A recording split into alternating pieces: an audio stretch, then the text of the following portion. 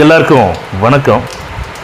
இந்த பதிவில் எதை பற்றி பார்க்க போகிறோம் அப்படின்னா, அதாவது மக்களே, இந்த அரசியல் களத்தில், அதாவது யார் அரசியல் பண்ணனாலும் சரிங்க, மக்களுக்கு நல்லது பண்ணுறதுக்கு ஒரு உச்சத்தில் இருக்கக்கூடிய நடிகர் அரசியலுக்கு வந்தார்னா அவரை நல்லது பண்ண விடாமல் எவ்வளவுக்கு எவ்வளோ இடைஞ்சல் பண்ணுவாங்க, எவ்வளவுக்கு எவ்வளவு நெருக்கடிகளை கொடுப்பாங்க, எவ்வளவுக்கு எவ்வளவு இடைஞ்சல்களை கொடுப்பாங்க, எவ்வளவுக்கு எவ்வளவு நல்லது பண்ண வந்த நல்ல மனிதரையே கொலைகார பழி போடுவாங்க அப்படிங்கிறத இப்போ இருக்கக்கூடிய தமிழ்நாட்டில் இருக்கக்கூடிய அரசியல் சூழ்நிலைகள் கற்றுக் கொடுத்துட்டு இருக்குது.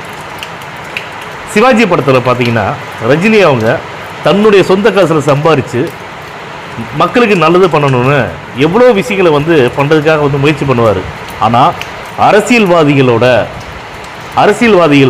கொள்ளையடிக்கிறதும் ஊழல் பண்ணுறதும் லஞ்சம் வாங்கிறதும், நல்ல மனுஷன் வந்துட்டானா மக்களுக்கு நல்லது செஞ்சுட்டானா நம்ம வருமானம் சம்பாதிக்க முடியாது, நம்ம ஊழல் பண்ண முடியாது, கொள்ளையடிக்க முடியாது அப்படின்னு சொல்லிட்டு அந்த கதாநாயகன் ரஜினி அவர்களுக்கு அரசியல்வாதி அவ்வளோ நெருக்கடியை கொடுப்பாங்க இல்லைங்களா?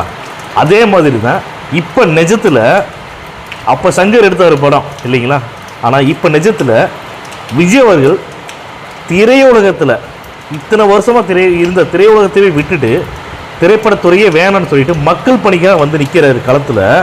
ஆனால் விஜய் அவர்களுக்கு எந்த மாதிரியான இடத்துல கொடுத்துட்டு இருக்கிறாங்க, எவ்வளவு நெருக்கடியில் கொடுத்துட்டு இருக்கிறாங்க, அதையெல்லாம் தாண்டி பல தடைகளை உடைச்சி தான் இப்போ தமிழ்நாட்டில் இருக்கக்கூடிய திமுக ஆளுங்கட்சி தான் இப்போ பெரிய கட்சி.